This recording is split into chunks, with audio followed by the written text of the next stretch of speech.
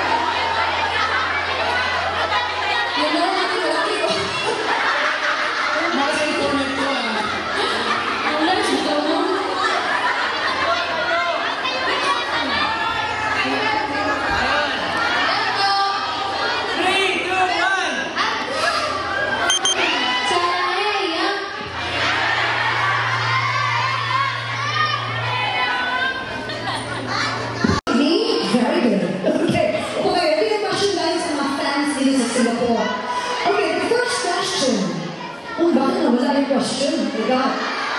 Ito na yun. Ano kung wala yung mga question? Ang dami kasing question dito ginawa. Okay. Ito yung unang question. Hi Marie! Wala yung ating question. Oh, masala. Anyway, yeah, nandito yung lista. Ang dami yung lista natin. Ito na yun. Sige. Ito yun.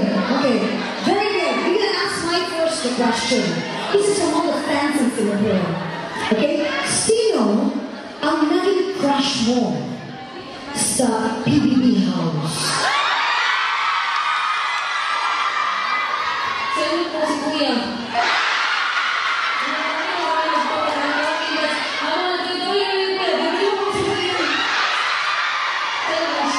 Yun lang. Kasi, hindi naman po, hindi naman kasi pag-ibig sa mga nakikita mo. Siyempre, sa mga magkasamahan niyo. Yun po. Si Kuya. Si Kuya talaga. And then, second question. Sabi mo, you said, my feelings ka na ba kayo? In one interview, nabasa ko yun ito online, nag-research ako ito sa'yo. Sabi mo, I'm developing, alam mo yung mga chismis na yan. I'm developing feelings kay Maymay. Ngayon ba, nag-level up na ba yung feelings? Well, of course I have feelings. Hindi pa ako tapos. I feel, but of course, like, out of anyone in the last year, even including my own family, I spent more time with my mind, and I know her better than I know myself. So,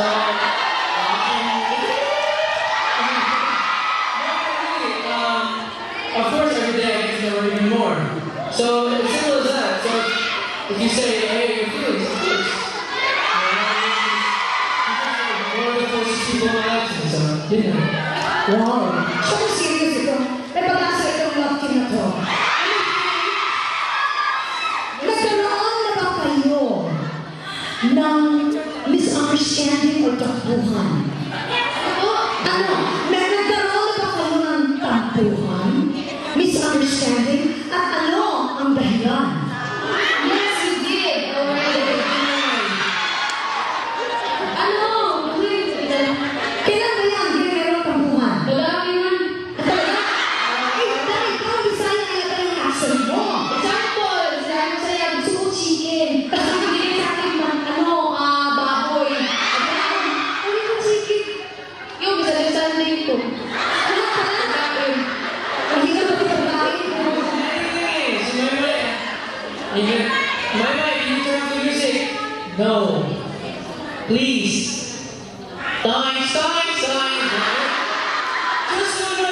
Mama, it's 3 a.m. We're at the shoot and I sleep. No. Kasi minsan na seryoso na daw siya, gusto ko naman mag-pot. I want to make you Last question, okay? Para sa mga fans. It is addressed to you, my mind.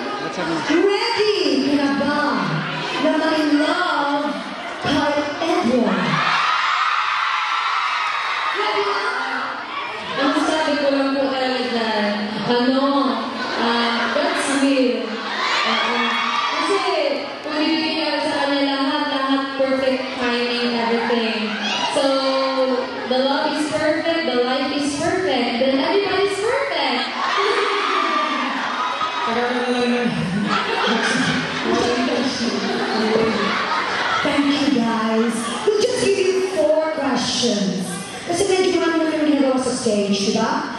So let's give our famous stars all the way from the Philippines a very big round of applause and applause.